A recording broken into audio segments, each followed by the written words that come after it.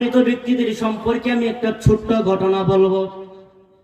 আব্বাজান, আল্লাহ তাআলার একজন ওলি হযরত বিশরে হাফি রাহমাতুল্লাহি আলাইহি প্রাথমিক যুগে তিনি মদ খাইতেন, নেশা করতেন। হঠাৎ একদিন, অনেক ঘটনা, লম্বা ঘটনা, রাস্তার মধ্যে একদিন একটা সাদা কাগজ পাইলেন। তিনি একটা সাদা কাগজ দেখতে পাইলেন। নেশা করে যাইতেছিলেন রাস্তা দিয়ে, একটা সাদা কাগজ দেখলেন। সাদা কাগজের মধ্যে তিনি দেখতে পাইলেন যে বিসমিল্লাহির রহমানির রহিম লেখা আছে ওই কাগজের মধ্যে। এবার ওই বিশরে হাফি তিনি মাতাল অবস্থাতেই বিসমিল্লাহির রহমানির রহিম দেখে অন্তরটা ঠান্ডা হয়ে যায়। ওরে বাজান, আল্লাহ তাআলা হেদায়েত কিসের মধ্যে রাখছেন কেউ জানে না, কেউ জানে না।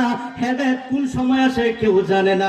ওই বিশরে হাফি তিনি নেশা অবস্থায় রাস্তা দিয়ে যায়।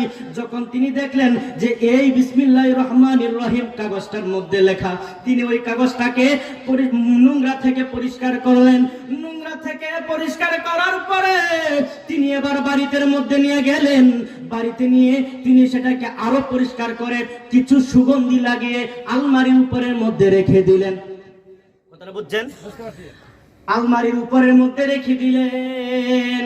এবার ওইনার এলাকার মধ্যে একজন নেককার ব্যক্তি ছিল। ওই নেককার ব্যক্তির স্বপ্নের মধ্যে আমার আল্লাহ তাআলা ডাক দিয়ে কয়, বন্ধু,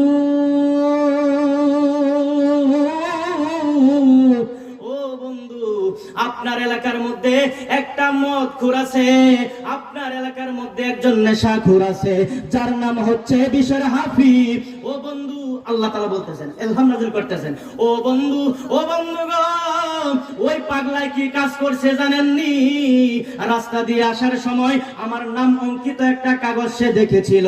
এই কাগজটা যখন সে দেখেছে, ময়লাগুলা পরিষ্কার করে বাড়িতে নিয়ে আলমারির উপরের মধ্যে রেখে দিয়েছিল।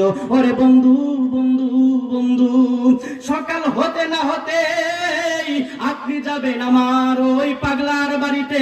ওই পাগলার বাড়িতে যাওয়ার পরে আপনি বলে দিবেন সে যেমনি ভাবে আমার নাম অঙ্কিত কাগজটাকে নোংরা থেকে পরিষ্কার করেছে, সে যেমনি ভাবে আমার নাম অঙ্কিত কাগজটাকে পরিষ্কার করেছে, আপনি তারে জানিয়ে দিবেন আমি আল্লাহ তার শরীরের যত গুনাহগুলো ছিল আমি আল্লাহ সমস্ত গুনাহ তার শরীর থেকে পরিষ্কার করে দিলাম।